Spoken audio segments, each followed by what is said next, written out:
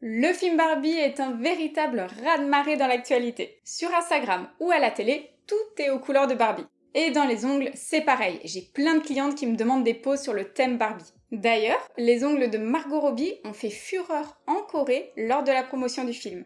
Dans cette vidéo, je vais vous montrer comment reproduire exactement la même pose. Et la bonne nouvelle, c'est que c'est très facile à faire, on a juste besoin de vernis semi-permanent. On arrive aux 100 000 abonnés sur ma chaîne, c'est énorme, merci à vous. Et si vous n'êtes pas encore abonné, c'est le moment. Pour réaliser cette pose Barbie, on a simplement besoin de 3 couleurs.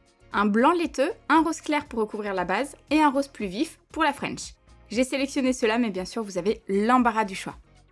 Attention quand même, ma cliente a des ongles assez longs, donc je vais devoir raccourcir pour reproduire la pose à l'identique. Je commence par couper la longueur et je mets en forme. L'idée ici, c'est d'obtenir un espèce de carré arrondi presque ovale. J'arrondis légèrement les angles.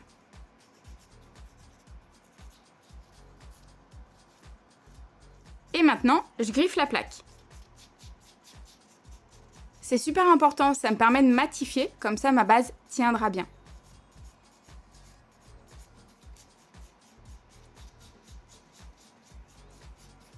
Parfait, c'est la forme qu'on voulait, je vais pouvoir passer à la pose. Je commence par poser mon déshydratant de partout.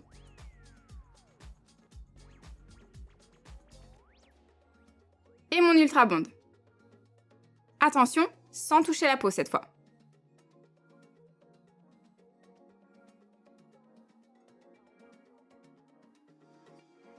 Alors pour notre pose Barbie, on va procéder en 3 temps. D'abord la base, ensuite une couche de vernis rose pâle, et pour finir notre French avec un rose bonbon. On veut vraiment exactement les mêmes couleurs. Si les ongles vous intéressent, n'oubliez pas que vous pouvez rejoindre le club privé pour recevoir par mail mes conseils chaque dimanche. Je vous mets le lien en description. Voilà, j'applique une première fine couche que j'étire bien et je catalyse. Les ongles de ma cliente sont naturellement bombés, donc je ne rajoute pas trop de volume. Là, c'est juste ma couche d'adhérence.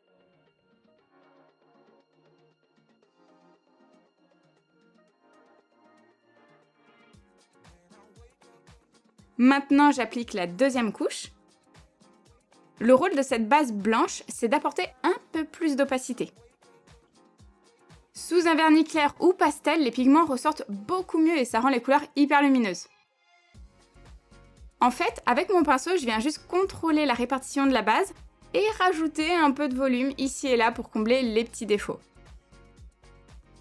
J'aurais pu appliquer une base classique transparente, mais toutes les imperfections de la plaque seraient ressorties x 1000.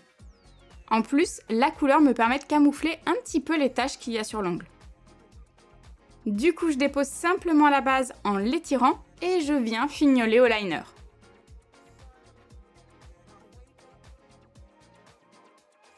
Je rajoute du volume uniquement dans les creux. Et je retravaille la surface avant de catalyser. Sur l'envers, c'est plus facile. Pour pas rajouter trop de volume, je vais appliquer mon VSP en une seule couche. Mais attention à ne pas laisser de traces.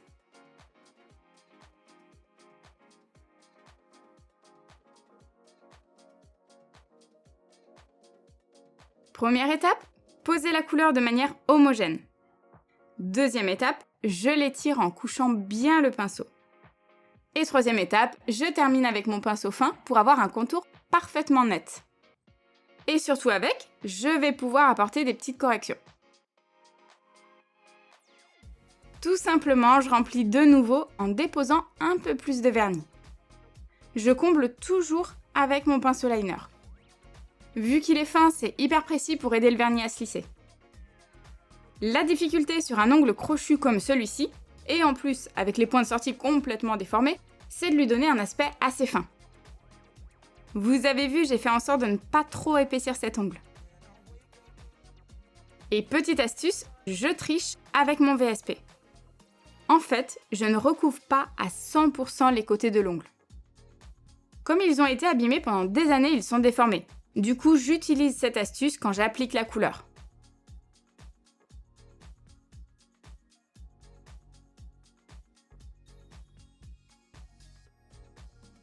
L'annulaire a clairement moins de défauts, donc je peux travailler normalement. Alors attention, les couleurs pastel sont hyper capricieuses. Plus vous relevez votre pinceau et plus les traces seront visibles. Donc on évite de trop appuyer dessus et on le couche le plus possible.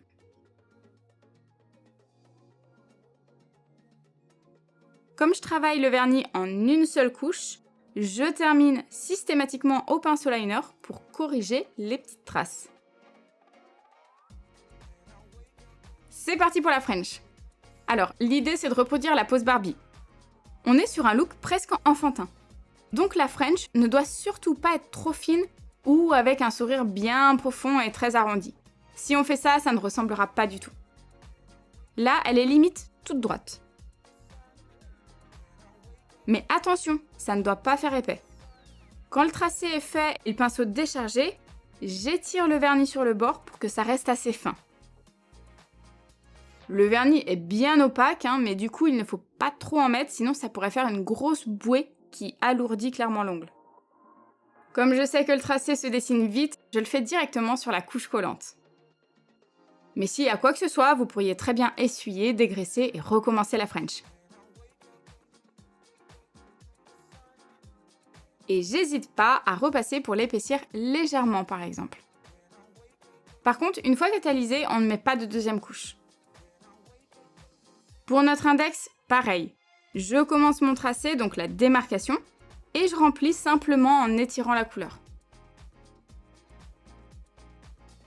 En plus, si c'est trop épais avec un VSP aussi couvrant, ça catalyserait mal.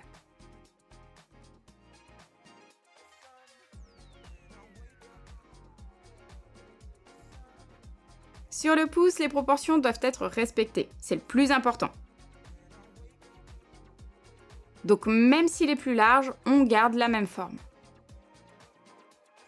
Normalement, si le limage a été fait avec soin, c'est plus facile au moment de la French. Et pareil, si les creux ont été correctement comblés, on peut dessiner sans problème.